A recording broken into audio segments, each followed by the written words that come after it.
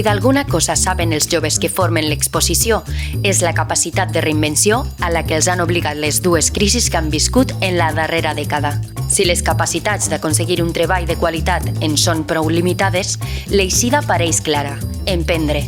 Carles, Anna i Víctor van decidir enlairar-se en una aventura personal i professional per trobar una eixida al seu futur laboral. A dia d'avui, Carles té un despatx d'advocats a Castelló de la Plana. Anna imparteix classes de ioga i Víctor és un youtuber especialitzat en Fórmula 1. Tots tres, a pesar dels obstacles, són exemples de recerca d'un lloc de treball quan les oportunitats pareixen escasses. A pesar dels entrebancs, avui podem dir que viuen d'allò que més els agrada.